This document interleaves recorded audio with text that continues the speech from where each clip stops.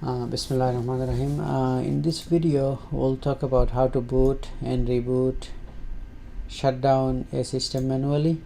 Then we'll talk about how to boot a system in rescue mode. Then we'll talk about how to boot the system to emergency mode, boot the system to graphical user mode, and boot the system to multi-user mode with no GUI. Okay, usually this is the default, okay, because in company level the system is not connected with a keyboard, mouse or monitor, so there is no point of running GUI on the system itself. And besides, anytime you run any extra system, extra software, extra services on a system, it uses system resources such as memory, such as CPU. Okay, so you want to have as much as resources possible for the system itself, so the application can take advantage of it. All right, so let's log into our host machine. Here is the VNC client, and we are running VNC client on 192.168.1.200 on port 20. All right, so let's connect. Unencrypted connection, which is fine for now. Let's log in. Okay, so here we have, let's say it was running before. Let's see. Once we log in, then this is what we'll see.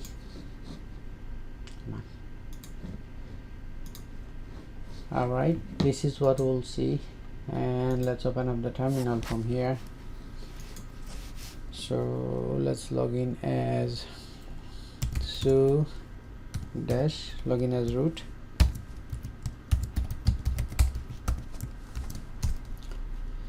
Okay, from here let's run the Vert manager, and let's log into this machine, centos7. Why network connection is lost? Connect.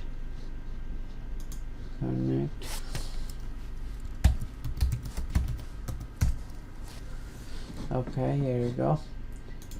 Let's make it bigger. Let's get rid of this one, and let's see why we don't get the login prompt.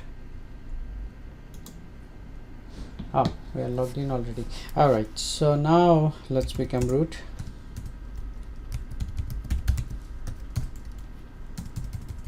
Okay, and let's see where we are. So let's say if we say run level. Okay, see it says run level 5. Previously it is run level 5, which is currently this is set to boot to multi-user mode with GUI. Okay, also we can do -r, probably still works. Yeah, so it says run level 5. All right, run level 5 is on the previous CentOS 6 or Red Hat 6. It was run level 3 was full mode, multi-user mode with no GUI. Run level 5 is full mode with GUI. All right, so let's reboot this machine and let's see how it comes up. We can do reboot, but usually reboot is not recommended. Let's use shutdown -r. Let's say we don't want to wait, so let's do now.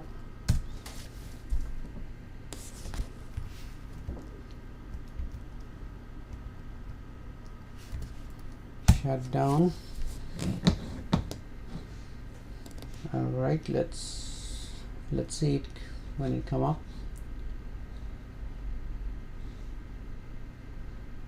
All right, so it will boot like in 4 seconds. This 5 seconds, this is very important.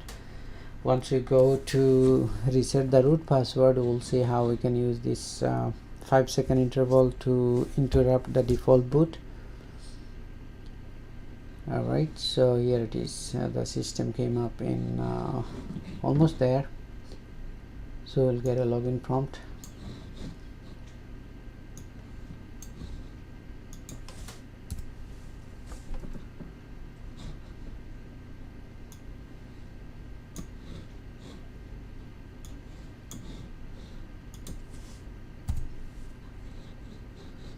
Come on.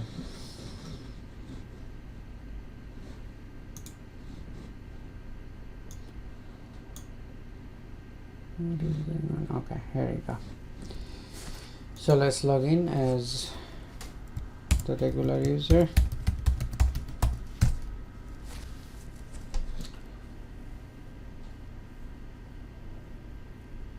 Okay, so we saw how we rebooted the machine using shutdown-r. Now let's say we'd like to reboot the machine in rescue mode. Okay, rescue mode, basically what it will do is it is used for troubleshooting purposes. Once we move a little forward, we'll see how we do the troubleshooting, but for now, let's say rescue mode is reboot the machine to a state, a single user mode, which is only the locally mounted file systems are available, so no NFS or any other remote file system. Okay, so let's reboot. Let's become root. Without root you cannot reboot a system, so let's say if we do systemctl rescue rhcse.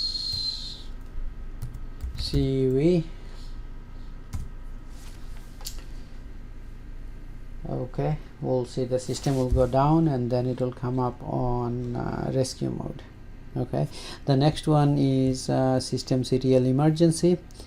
The difference between rescue and emergency is on emergency mode only the root file system will be available, no other file systems will be available on the system itself once the system boot.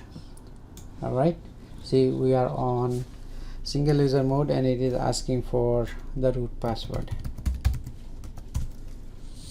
Okay, let's say if we do who-r, okay, it says run level 1. All right, if we do run level, what we can do in this state, okay, we'll talk about this later. All right, so let's reboot the machine to where it's supposed to be, and this time what we'll do is we'll interrupt the boot. We'll interrupt the boot while the machine is booting, so we hit E and we'll go to a line that says Linux 16. See the line that says Linux 16. Let's take out these two words, quiet and rhgb. We'll talk about what are those later on, and let's do Control X. See, it says Control X to start, so let's do Control X.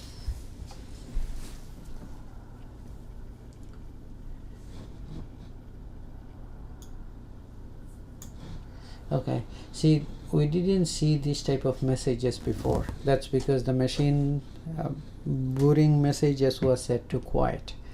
Okay, but this time we took out the quiet mode, so that's why the machine is showing us all the messages while it is booting. This is what goes on once the machine boots. All right, now the system is going to give us the login prompt in full mode. So the next thing what we'll do is we'll set the system to go to multi-user mode. All right, without GUI. Okay, it is coming up. All right, it is here.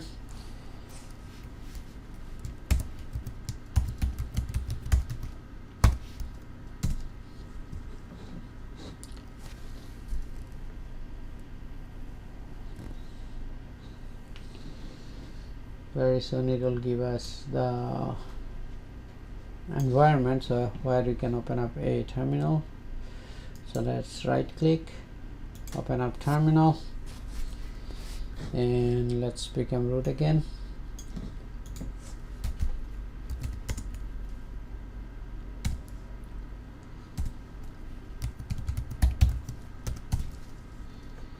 All right, so now let's do systemctl.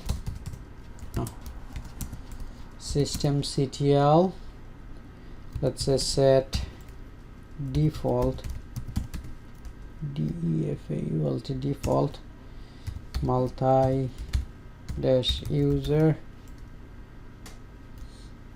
dot target.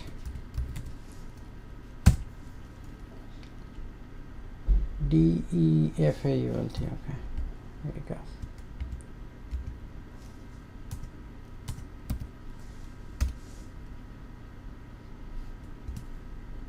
All right, see, it removed the default target, and now it created a link for multi-user target. If we reboot the system now, let's not do reboot, let's do shutdown -r now. All right, if we do shutdown -h now meaning immediately, don't wait. All right, if we do h, then the system will go into power off mode, which is also called halt mode. All right,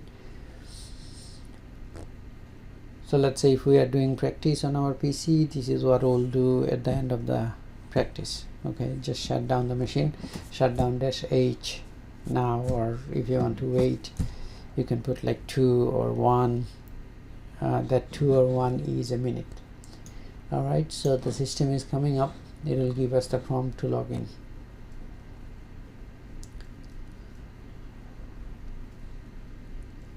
Okay, here we go. So let's say if we log in as Jodo,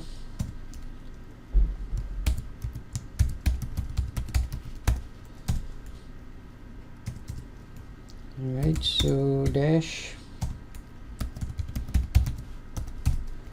Okay, let's say if we want to boot the machine again to the single user mode, if we do who-r now, see it says on level 3.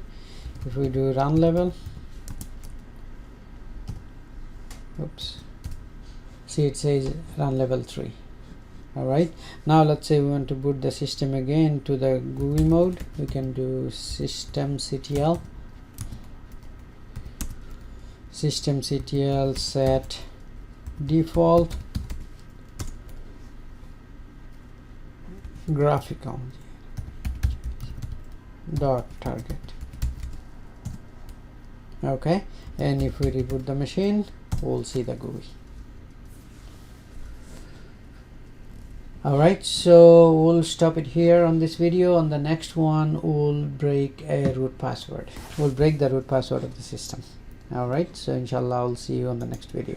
Assalamu alaikum.